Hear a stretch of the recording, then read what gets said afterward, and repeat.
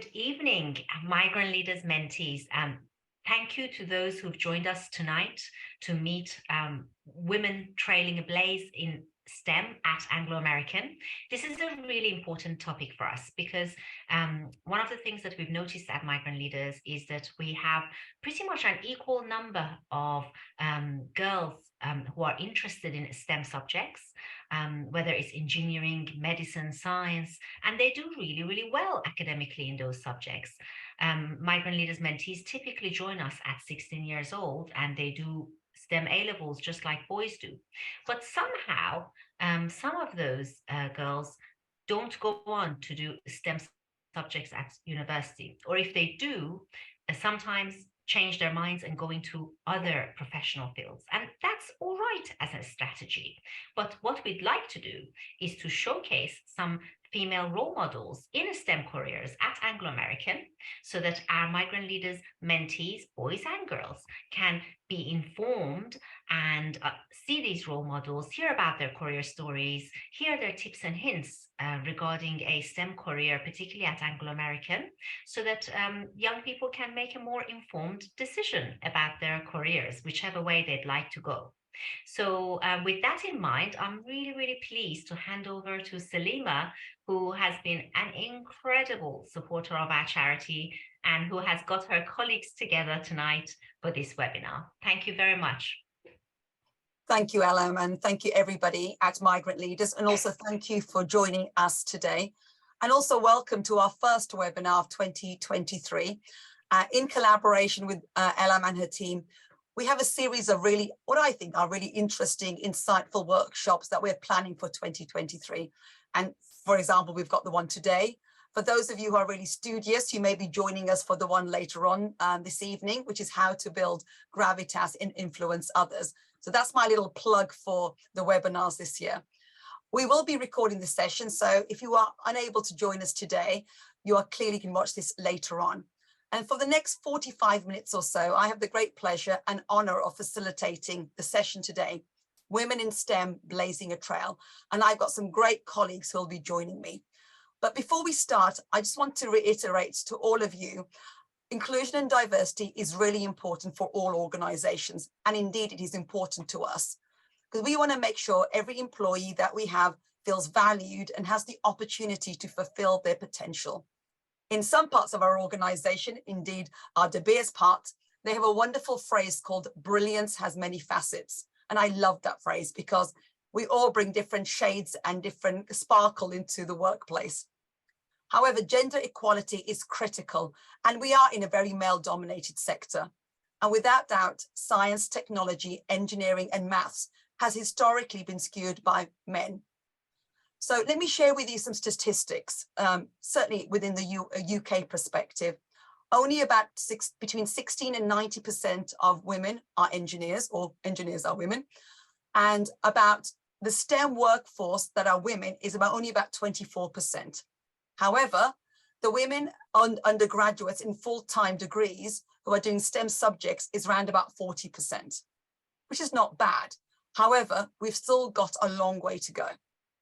So I've got three great colleagues who are joining us this evening, and I hope you'll get a sense of their backgrounds, their careers, and the paths that they took to get to where they are today. You'll recognize there are a number of similarities and differences in their stories. And I think one of the things I'd like you to all take away is no one path is the same. Our lives and our careers can and should vary. So with that, I will be introducing you to Marilena, Samantha, and Sunita. And these are wonderful colleagues who I've only recently gotten to know. And it's wonderful having collaborated with Migrant Leaders. I'm able to reach out to colleagues and also broaden my own network.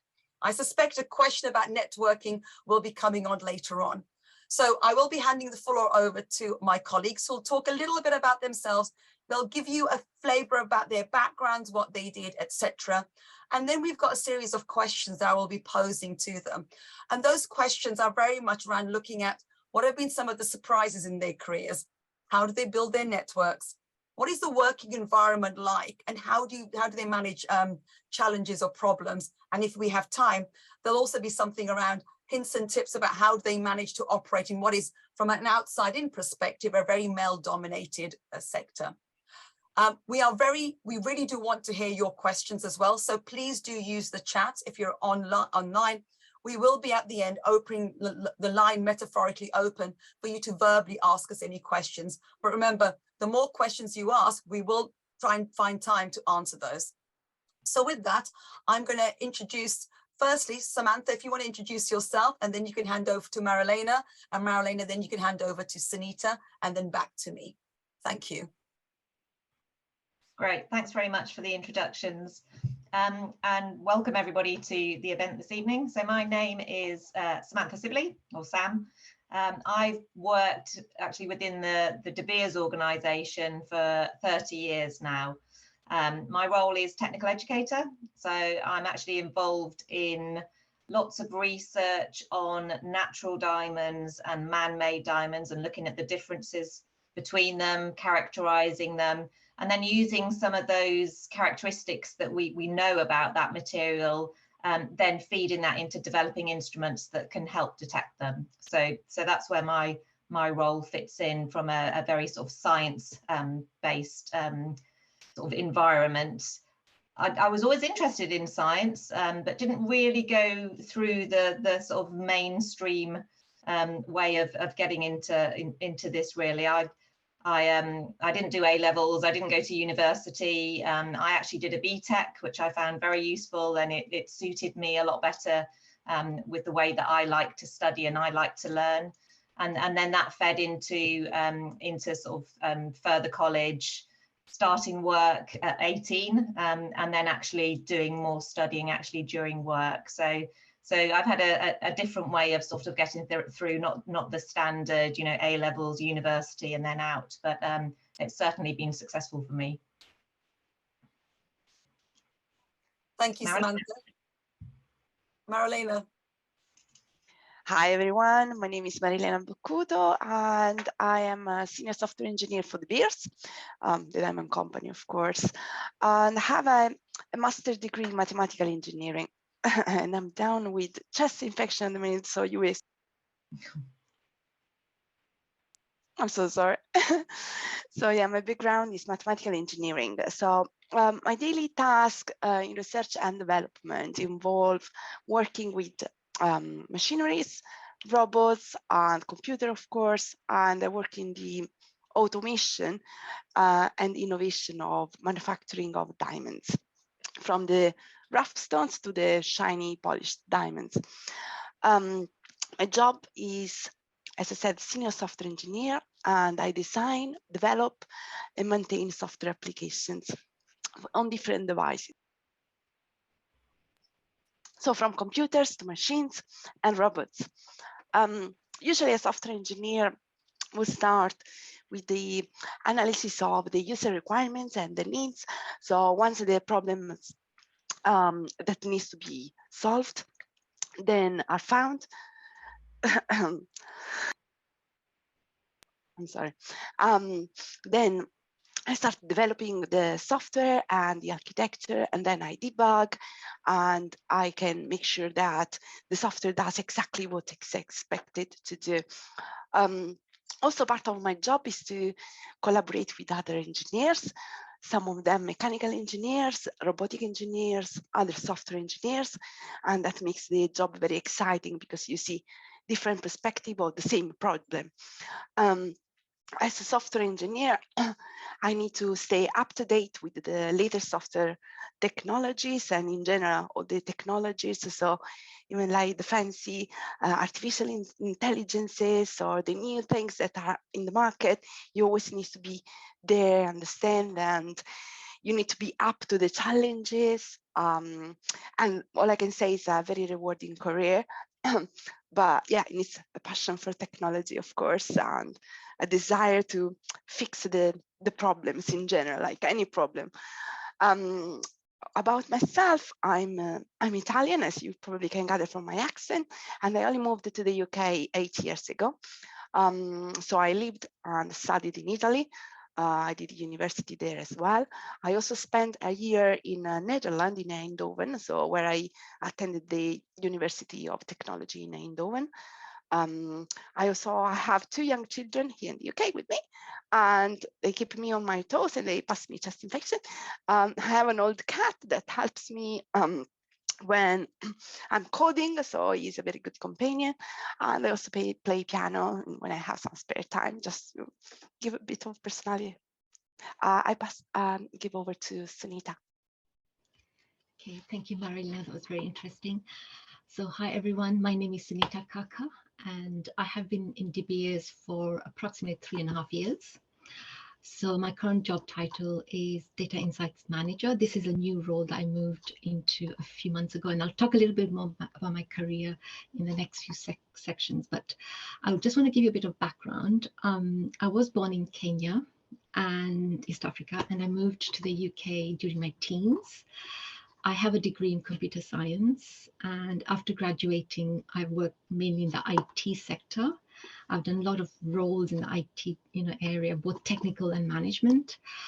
I started my career actually as an IT programmer, where, as Marilena said, providing IT solutions to the business, to our clients.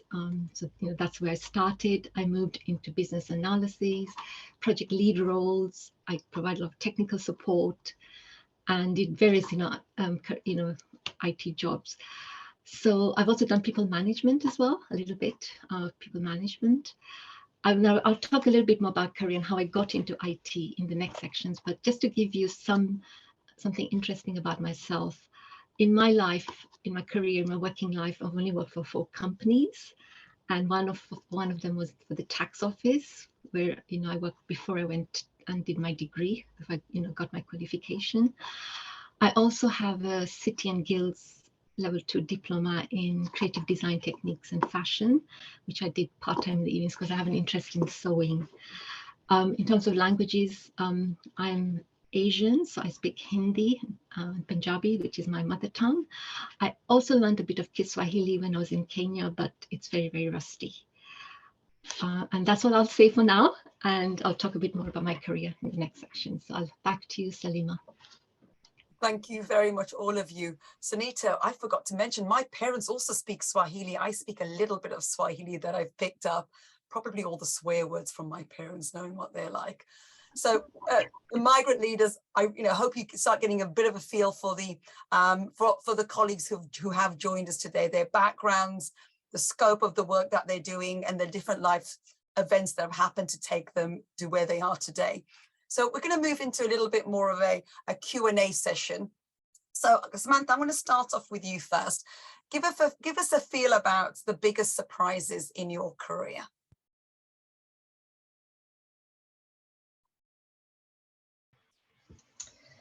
I think one thing that shocked me was I'd been working for De Beers for quite a while, and I'd started. So when I started at De Beers, it was very much based in the lab, doing lots of characterization, and then my role widened so that I got to travel more, going to trade shows, getting out, doing presentations, seminars, spreading the knowledge, which is always useful. And I traveled. I've done quite a lot of traveling in my past, and backpacking when you're in your early 20s, late teens, that type of thing, and been to India. And it's one of the surprises when I went back to India as a De Beers employee, and I just had this almost like this naivety that going to Mumbai on business, there was going to be this, and I'd been to Mumbai before. I traveled around, I knew what the city was like. Almost had this naivety that because I was there on business, I was going to be going to a business area, and it was all going to be, these very nice sort of like office blocks and very different to if you were backpacking. But the reality isn't that at all, and it is very much, it's the office life is all mingled in with, general life on the streets of Mumbai. And I think from what I learned from that really was, what you've experienced during your life and travels, you just have to be, it prepares you better for any situation, even in your work life. And quite often that they're not so separate, they are interlinked really. So I think that's one of the things that surprised me when I first sort of traveled you know, with the business. So. Thank you, Samantha. Sunita, what have been some of the biggest surprises in your career? So I'm going to talk a bit about my career and where, how I landed in IT, how I landed in, doing computer science. So when as I reflect back on my career, the biggest surprise for me was that I actually, got a career in IT, because I never imagined that's something I would do. My A-level subjects were all science subjects, so I did, physics, chemistry, biology, and I thought I would, move into the medical field. But as it came about, and when I moved over to the UK, due to my circumstances, I started working, but also, I wanted to do something with my life, so I decided to do A-level in computing as another additional subject, and I did that part-time in the evenings. I really enjoyed the course, so I decided I need to take this a bit further. So I applied for an HND diploma in computer science. So I did quite well, and then I got transferred to the degree course. So my degree was a like sandwich degree, where I had a placement for a year, and that's another surprise for me, because after I graduated, I got a job offer in the same company that I worked with, and so I didn't need an interview. I was able to get in. The surprising thing for me when I reflect on my career was also I stayed with this company for about 25 plus years. And so for me, when I started the job and took my job off, I thought, well, it's a good company, I'll join it, get some experience, get my training, and then I'll move on.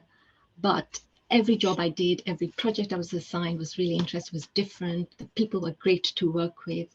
And so I stayed for a long time, and I would have probably stayed for longer if I didn't, have to go through redundancy. So,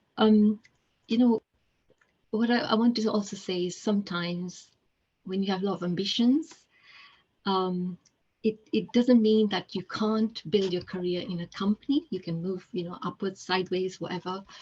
And that was the biggest surprise for me, is that I didn't feel that I needed to move and do something different. The people were great. And the only thing I would also say is, in terms of one of the things is, you do get comfortable in your role. And surprisingly, you think, actually I don't want to move. I like the group I work with, I like the people I work with. Everything around me changes, but for me, this is what I want to do. So that's all I'd say from my side. Sunita, thank you very much. Before I move over to Marilena on the next question, I'm going to give you some breathing space. I've been also thinking about this question in terms of what's been the sort of biggest surprises in my career. And I always think that, I've been in my current organization for 15 years. And, a bit like you, Sunita, I was like, oh, I'll come and do 2-3 years. And 15 years later, I'm still here. But it's because every 2 to 3 years, I've moved jobs. And I think there is something around not getting too comfortable in your job, being always open to opportunities. So a lot of the jobs I've undertaken in my current company and the one before, I was either in the wrong place at the wrong time, or the right place at the right time. And there is something around actually just always being open to sometimes the offers may be, a bit left field, sometimes they're a bit right field. And certainly if somebody had said to me, even 15 years ago, Salima, your job today is going to be this. Firstly, I wouldn't understand the job title. I still don't quite understand my job title some days. But also I've had the wonderful opportunity of actually just being, okay, I'll give it a go. And I think there is something around, sometimes, your career starts in A, ends up with B, but it goes via C, D, E, F, and G also. So for me, the biggest surprise has been always my career has been very unplanned, and that's okay, but I've always been open to the opportunity. So anyway, a little bit of insight from me as well. So Marilena, I'm going to come to you, and Samantha, I'll come to you also afterwards. Give us an insight into how have you gone about building up your networks? And I think in particular, we're always talking about men can be really traditionally very strong at building networks, but what have you done practically to build your network? That's a very good question. And I think networking is essential. It is in any industry, but it can be very particularly important in a male-dominated industry, as you just said, really. What I have done, I think it's very important to connect with other people in STEM. So, for example, at uni, studying engineering, I was able to connect with many other people. At the same time, when you start working, but also there are events that companies organize. So for example, industry events, like exhibition as well, job events, and like professional, join professional organizations that can help build up a network. For example, I personally joined a mentorship program. So I had a STEM mentor who helped me and support me when I had those questions. Also, I used to live, when I lived in Italy during my university time, I used to live in a student residency that gives free accommodation to students depending on merit and grades. And now all those people that are my friends are also part of my network, and I know that I can reach out to them and I can have support. Also within my company, we have a women network, and I volunteer for them, and I'm part of the committee. I think all these things help for building a good network. So I hand over to Sam. Thanks, Marilena. No, I agree totally with everything you've said, I think, and it's not only networking externally, it is networking internally as well. And I think Salima and Sunita, when you're talking about how we can develop within the same company, and within De Beers, there's lots of people, myself included, who've been there for a long, long time. And you're not doing the same role. You are doing very, very different roles as you progress through a company. And the networking can be through, for example, I'm on the staff consultative committee. So that means that you have a wider reach to other business units and to other parts of the business. It's good to try and get involved. I'm really lucky that I can travel with the business. So I have quite a large network at trade shows and other events like that. But even if you can try and get involved in other projects, wider projects that encapsulate other business units, other departments, and just building up that network that way, I think that's really useful as well. So it's not necessarily just the standard external LinkedIn and social media, which are all very good, but I think your networking can be closer to home as well. Samantha, I think that's really worthwhile, good advice. And, my advice to any of the migrant leaders on the call today and those watching, there are some wonderful opportunities that Elam and Fawzi and the team give you to network either with each other, go to conferences, webinars, etc. That we can also become part of your broader network as well. For those of you who don't know, I've got an 18-year-old daughter who is chronically shy. She's probably going to kill me if she ever finds out I've told complete strangers that. And one of the advice I'm always telling her is people will always respond to a question, being inquisitive, asking about them. And sometimes she sits there going, oh, I don't know what question to ask. Sometimes just reaching out to people is all you need and what you need to be doing. And all of you will either be at school, university, or higher educational establishments. You have your networks there, whether it's in the years you're in, your lab partners you're with, people you might be living with, the whole variety of people. As Marilena said, they become part of your network. I always think, I have this phrase where good people always know good people as well. So I know now I've gotten to know Samantha, Sunita, and Marilena, there'll be things where I'll be tapping them on the shoulder. I'm sure they'll tap me on the shoulder about, oh, I've heard this, what about that? And that's how then the network grows and evolves. But you do have to put yourself out there. You do really need to, sometimes take the first step, and then you realize actually everybody can be a little bit nervous when you take the first step with saying hello and reaching out to somebody that you may not know. Salima, one of the students has asked a question, but it's as a direct message, so you may not be able to see it. Can Rudri ask in person? Rudri, if you like to ask in person, please go ahead and unmute yourself, and if you like, you can take your camera off if you like, or you can put the question in the general chat directed at everyone. I shall read the question. So Rudri has asked, how do we build a wide range of network? What are the first few steps to building that network? And thank you.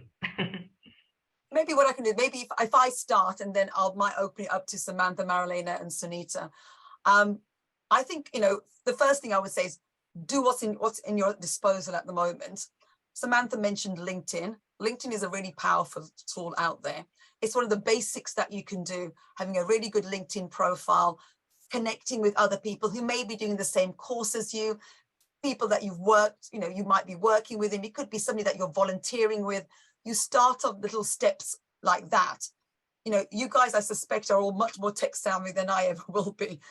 Use that power, use that superpower to start broadening your network out there. And I always recommend young adults to, you know, follow interesting people, follow organizations, look on items in terms of posts that they're doing. That allows you to also broaden your mindset out there as well. So I'll pass over whether it's Samantha, Marilyn, or Sunita who want to maybe add further to what you've said already. I was just going to chip in before the question was asked, actually, just about, you know, being a bit nervous to ask questions and to approach people and build those networks. I was actually in a workshop today where one of the things was, you know, it's like any workshop where the facilitator asks a question and then nobody wants to be the first to answer it. Even, you know, at this stage in our careers, everybody likes, you know, holds back. But one of the tips there was always to put the workshop, to have smaller groups, so that then you're only talking to a few people. So you could do that with networking as well. So if you're too shy to go on your own and you're at a conference, then go in small groups, go together. And it's always, you know, you feel you get that reassurance then, and, you know, you can egg each other on to go and ask these questions. Yeah, also don't forget that networking is for everyone. So it's two ways. So you are benefiting for networking with somebody. They are getting benefit for networking with you as well. And also be proactive. I know it's very difficult and depends on the personality, but sometimes also summer camps, workshops, internship can help with the networking. And as Samantha, I totally agree. Smaller groups can help. And the more you do it, the more it becomes natural. So that's what I would suggest. What I'd also like to add is that often, not always, but often, networking should have a clear purpose, because sometimes we go and say hello to someone and they're wondering, what do we have in common? What is this young person asking me for? Is it advice? Is it a connection? Is it work experience? Obviously, you don't want to be too direct in what you're asking, but at least in your own head, have some idea of who is this person I'm talking to? What is their job? What company do they work in? How could they help me? What piece of advice could I ask them? What question could I ask them? At least some idea of what those first couple of conversations might be. Otherwise, exchanging business cards just for the sake of it, I never could see the point of that.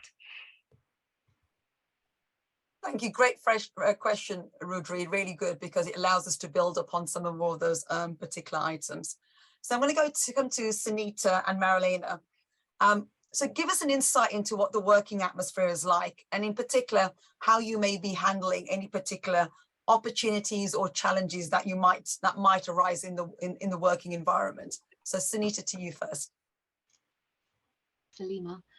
So what I would say is that every company you go to work has got its own culture, its own values, its own attitude. So when you start working, within a company, you need to understand, how are things done here? What are the most important things? So that's the first thing. Also, most companies also have kind of an induction program to try and bring someone on board. So when I started my career, as Marina has mentioned, I was assigned a mentor, and this person, was the person, my go-to person, who would give me feedback, would look at, any questions I have, would, try and talk to me about any issues I have. But also my experience has been there's a very diverse culture, as Salima, you have mentioned, in most organizations. So you have different sets of people that have different backgrounds, and they bring their own perspectives and ideas, and you can also build your network that way. Now these are the people you would go to if you have any issues or problems, if you have some challenging situations, you have different personalities you're working with. It's that network, it's your mentor, it's your manager, It's your colleagues who you can talk to and say, how do I handle this situation? Have you come across something like this? And there'll be times when you're assigned a task, your first project or something totally different, and you think to yourself, I don't really understand what I'm supposed to do. I really don't know how to start this.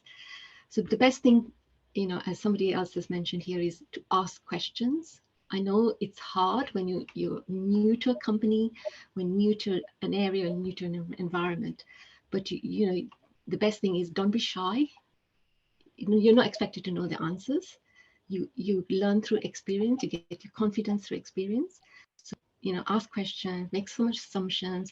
If you're not happy with just asking direct questions, just think about what is it I'm supposed to do here, and then just go and validate with your manager, with your mentor, with the project manager.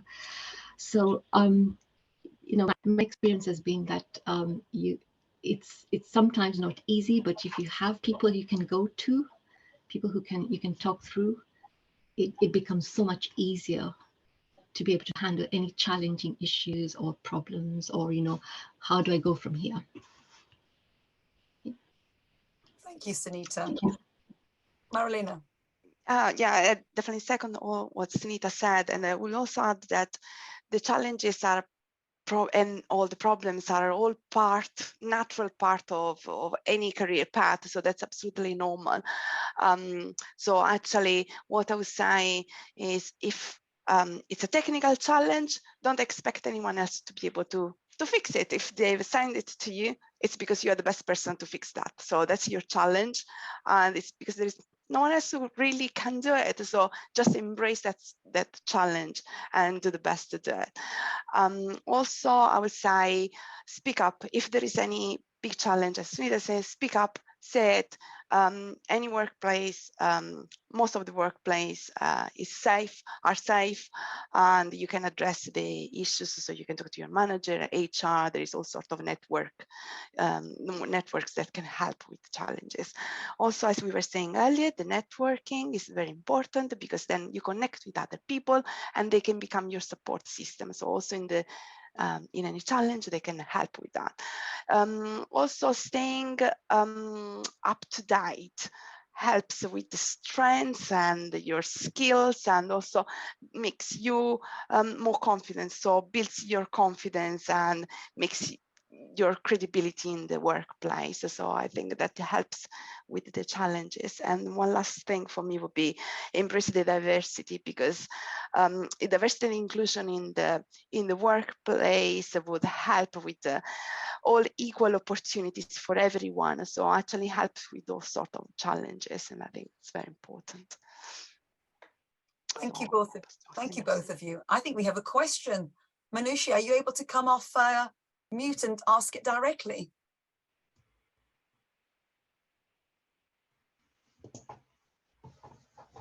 Hello. Hello. Hi. Thank you for the great tips on networking. My question was, how do you, or what did you think helped the most to make like a lasting impression, especially when you started out in your career? That is, Manushi, that's a really, really, really great question. And when I saw it came up in the chat, I was like, oh, that's quite an interesting one. If you don't mind, I'll answer partially, and then I'll give my colleagues time to build or add something else. This is going to sound really kind of old-fashioned, but there is something around being polite and being on time, emailing people accurately. If you met somebody, following up with an email. There is something about manners that I think I certainly get kind of, oh, wow, gosh, wow, and you sit there going, this email might have, or this text might have taken 30 seconds to write. But the fact that somebody has taken time after a conversation I've had to say, thank you very much for X, Y, and Z means actually quite a lot. And I think you'll be quite surprised sometimes in the working world, when you are building your networks, those kind of little kind of behavioral manners actually start up building a really good persona around an individual. You're not somebody who just has the conversation and then just, gets in touch whenever you want something. There's actually a intent to build a relationship. So that would be my some of my one hints or tips, but I'd be quite interested in other colleagues, or maybe even Alam yourself. Actually, I do have something to say about that. I agree with you, Salima.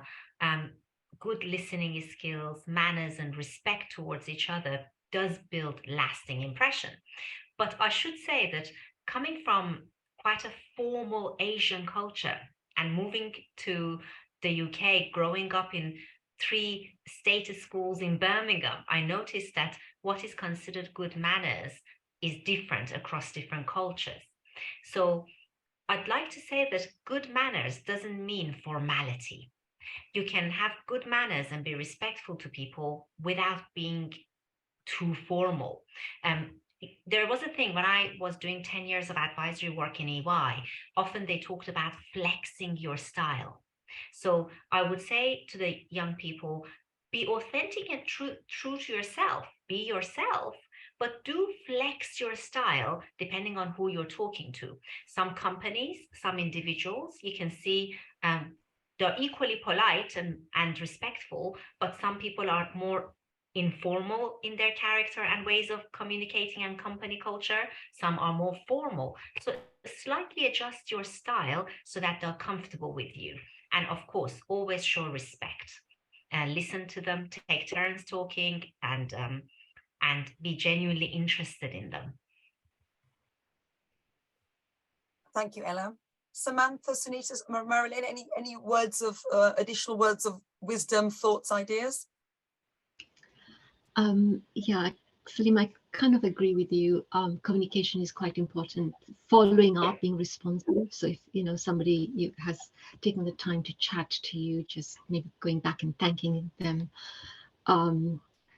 Yeah, and Elam as well. Flexing your style to the different situations, the different personalities you're going to come across. There are some people who are going to be very formal.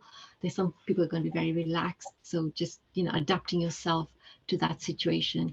But sometimes it's also asking the right question, taking interest, asking, good questions if you can, just to show you're interested, it comes positively across.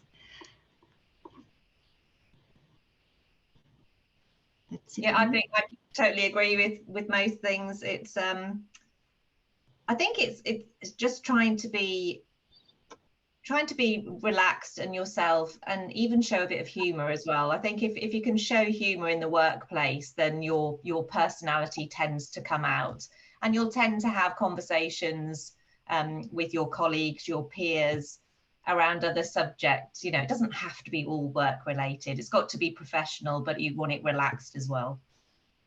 Yeah, I will just add to that, be yourself, because that's the best way you can actually then keep the conversation, and you can give a good impression because you really you're authentic and you are the real person you are trying to say. So I think it's very important. You don't try to lie to somebody. You're not trying to show off and say, if you don't have a skill, it's okay, especially at the beginning of the career, it's absolutely fine. So you don't need to have the perfect impression at the beginning. You may want to, but it's okay to be honest and to say, I don't know that. And actually it's much more appreciated. Great. Can I pose a question that I know our students would really want to ask? When we talk about women in STEM careers and the migrant leaders, female mentees who have aspirations to enter STEM careers, whether it is science, engineering, investment banking, all that uses mathematics, computer science, some of them I notice feel quite daunted by the lack of representation in terms of females in STEM careers. What would you say to those young people who feel daunted by lack of female representation in STEM professions? Should they be afraid of that? In my experience, absolutely not. Actually, yes, it's true. Statistically, there are many women, women in a STEM, but actually that could be a good thing for us, right? Because there is more space. But also, I think there are challenges in being a woman in STEM, and perhaps especially in early in the career. Because you may be less sure of your career, you less confident. So what I would say is to, well, first of all, invest on the professional career and invest on the development and on your skills. So make sure you can really understand the latest technologies and the trends, and you know most of what you can in your field, and make sure you have certification, you attend the trainings or whatever you can do, and also be proactive in finding opportunities. So if there is a way to learn new skills, that proves you are better. So I think, again, as we were saying earlier, mentorship or ask for feedback, take projects on that stretch your abilities. I think that is very appreciated in a workplace, and also, of course, in any environment, also in a male-dominated environment. And as we were saying earlier, speak up and build your safe space. So connect with others, women in STEM that maybe later on in the career, so they may give you some suggestions, and they will help. If I just add to what Marilena said, I think, look, as I said up front, things are getting better. They're very far from where they should be, but they are. And I always have this phrase of somebody's got to be the first. And sometimes being the first is daunting. You know, you've got to be a little bit pioneering, you've got to be a little bit entrepreneurial, etc. But I think nowadays, in comparison to many, many years ago, you can find other individuals in an organization, in a sector, in a technology field, who also have plowed the path before. So if it's something that you really, really want to do, definitely should be absolutely going for it. Many organizations are really needing to recruit a much more diverse population that they have at the moment, because of all the wonderful benefits true diversity brings to an organization. And actually, maybe it becomes your superpower. And I'm a big fan of the individuality, the uniqueness that you bring in comparison to somebody who may not have the same background as you, may not be the same gender as you, etc. We all bring our own stories into it. So I think it is natural to be absolutely daunted by it. But, you know, in some ways, embrace it and don't let that become a barrier for you to do something that you really want to do. Because I think if you look out for it, those pockets of support really do exist out there. You might just have to find them. And that's when it comes back to your manager, HR, your networks, etc. And there is absolutely help out there if you look for it. I can see we've had a question from Nicole. Nicole, if you're able to come off mute, you can ask a question, which is very similar to what we've answered, but I would like the opportunity for you to ask a specific question on that. If not, Nicole, if you're not able to come off mute, I'll ask it. So to all our panelists, what difficulties have you faced in your career as a woman working in STEM? Another great question, Nicole. I remember back in Italy at the beginning of my career, I was working for an industry for milling machines. So it was a real male-dominated industry. And as a 24-year-old woman working in a factory wasn't exactly what all the machine operator were expecting. So there was a little bit of, yeah, she doesn't really understand much, does she? So I think that was kind of difficult to see, and my reaction to it was a little bit, I was discouraged. I started to question myself, but then the more I was doing it and the more I was proving that my skills were actually quite good for that and I could help them, then that actually made me proud of what I was doing and motivated me. But yeah, definitely there were some challenges. But again, I promise, as soon as you can demonstrate your value and how much you can do, if it's needed, because it's not always like that. I'm talking about a few years ago and in a particular workplace. I guess nowadays there are rules and there are policies, so it's also easier. But if you're faced with the challenges, just again approach and try to face them. Marilena, I think there is something about 25-year-old females in a factory environment, because I had a very similar experience. In my case, it was over 20 years ago when I qualified as a chartered accountant and got a financial controller role in GE. And I would be working in a manufacturing environment at GE as a financial controller. So I turned up for my job interview, 25 years old, newly qualified accountant, a little bit nervous. I knew I'm punching above my weight going for an interview for that job. And as I was walking past the factory to go and meet the general manager for my interview, the factory workers whistled at me. So that's possibly the worst thing that can happen, because it can topple you, right? So I just thought to myself, I felt like this is a pivotal moment. I can go either left or right. So I thought, I'll show them. I tried to show that I tried to use that event to my advantage. And I thought, I'm going to nail that interview.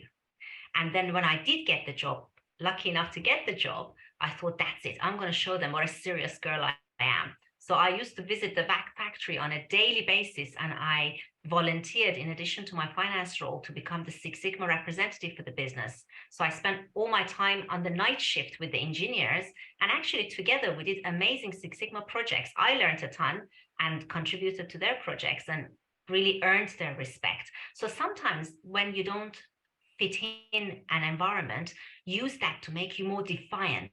Just say, I'll show them, and then do all the things that we've said to succeed and build your knowledge and expertise and contribute.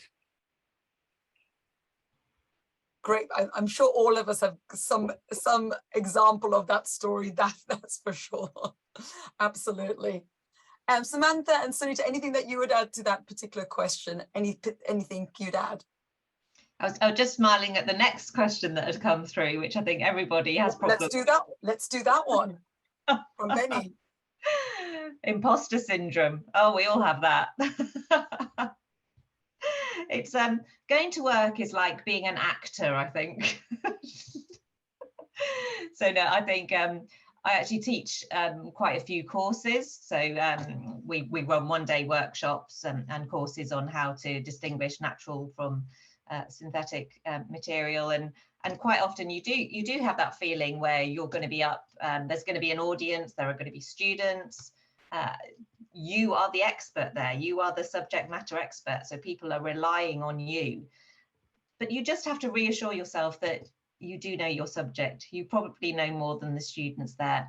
But if you don't, it doesn't matter. And we've touched on that already, that if somebody asks you a question, you don't know the answer, it's fine to say you don't know, and you're learning as well, because we're all developing as we go through. So yeah, imposter syndrome is a bit of a funny one. And yeah, quite often some of the comments and it usually it surprises you when you get a compliment about something you've done, or I'm surprised, you can do this, or and you're like, oh yeah, actually I can. And I had a boss once who I gave a presentation, and one of my colleagues actually said to my boss that I'd done very well, and I thought that was really nice that he'd said that. But my boss said, oh well, she should do a good job, shouldn't she? She's been doing it for long enough. Which I thought it's sort of like a backhanded compliment, but I think imposter syndrome is a really interesting one. Samantha, I completely agree. I have imposter syndrome once or twice a day. I'm going to be found out. Oh my gosh, I have to do this presentation, and I'm going to have to wing it now.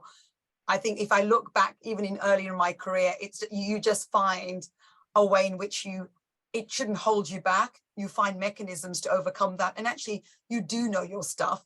You just have to, you know, once again, that network of people, and the more you speak to people, you realize we all have a level of imposter syndrome that lurks between us. It's trying to manage that in a way that works for you. Anything else maybe from Sunita or Marilena around imposter syndrome? I would just add that sometimes making a list of your successes and then sometimes just go through it, or a diary, you just say, oh, I did that. Oh, that was very good. That motivates you and keeps the imposter syndromes away. Yeah. Yeah, you will get ups and downs. You'll feel low and, you know, you'll feel high. And actually, you're absolutely right, Marilena. You just have to look at what you did well, what your strengths are, you know, how you tackle a situation before, and just think through that. Don't think about the negatives, you know, just think about the positives to get around that.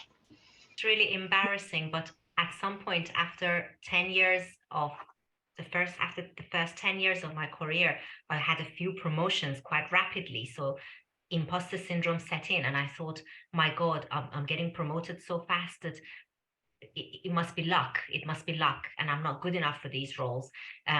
So I actually had to sat down and calculate the probability of each event and then multiply them by together to convince myself the probability of all these things happening is negligible. Therefore, it can't be luck.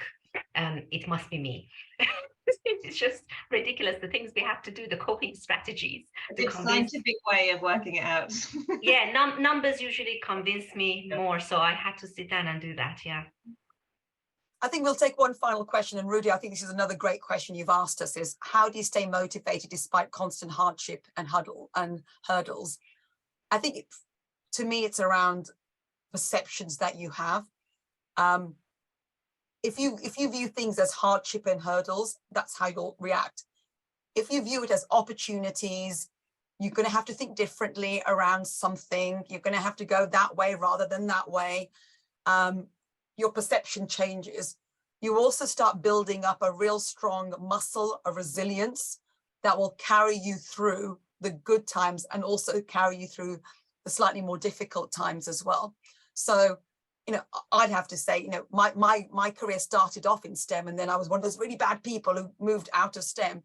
And I think, you know, there are some, you know, whether you're in STEM or whether you're not STEM, as a woman, there are constant challenges, constant juggling that you need to do. But it's how you react and how you motivate yourself through it. And remember, hardships and hurdles are only there for a momentary period of your career. Half an hour, an hour. They don't define you. They will define you if you crumble and if it sits on your chest and holds you down. But if you use it as a platform to move and grow above it, it becomes part of your DNA. Remember, DNA, you know, is all about evolving and growing and making yourself strong. So think of it, maybe change your perceptions around it, and actually you'll find it's just the way it is. And actually it's much more positive. It's much more about opportunities rather than hurdles.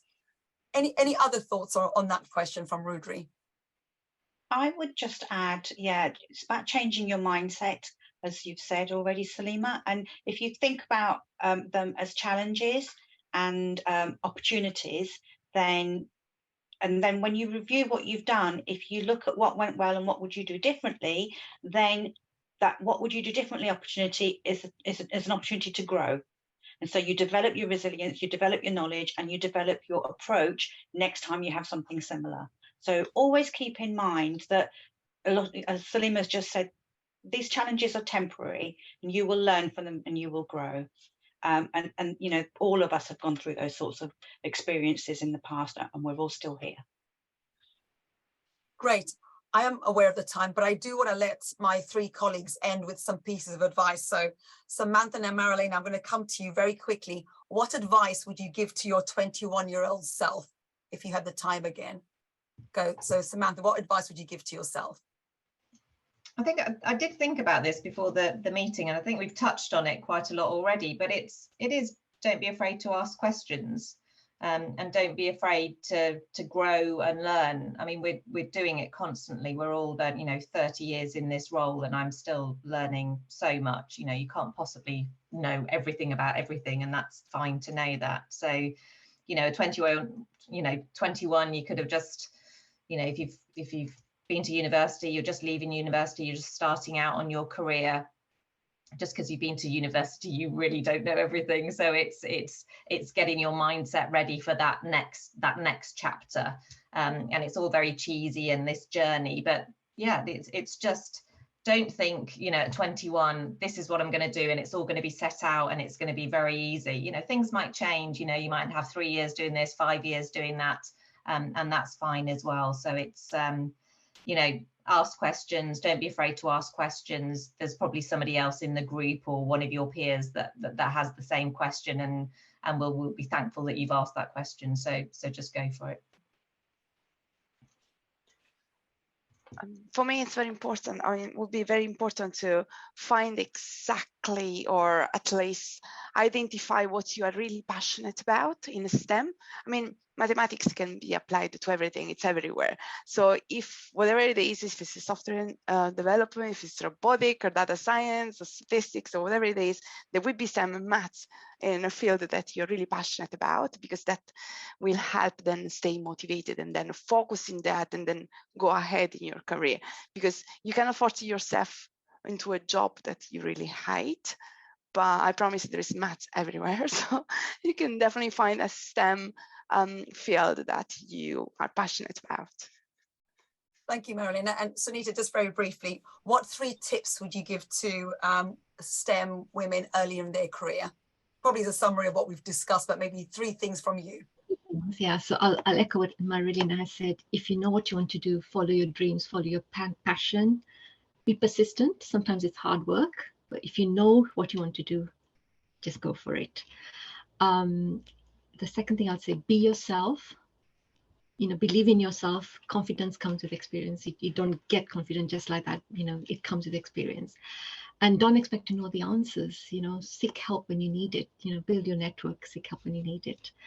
And the final thing I'd say, from my experience, you know, where I've been and, you know, where I'm now, having a qualification is a stepping stone to getting your job. You know, every job you get, you know, if you don't have a good CV, you don't have some qualification, it's going to be harder, but also experience helps as well. So if you can get, you know, some qualification, if you can get something on your CV, it's going to do you well, you know, for getting a job. Thank you. Thank you, Sunita, Samantha, Marilena today. Thank you for allowing me to badger you, complete stranger approaching you, arm twisting. Actually, I didn't have to arm twist you. You were actually very good at saying yes, you'll put yourself forward. Elam, over to you. What a pleasure to be introduced to your colleagues, Salima, and thank you from the bottom of my heart for your contributions. This was a really, really enjoyable conversation. I know our Migrant Leaders mentees really enjoyed it as well. Thank you. Thank you very much, everybody. Take care. Thank you. Thank you, colleagues. Bye-bye. Bye. Bye. Bye.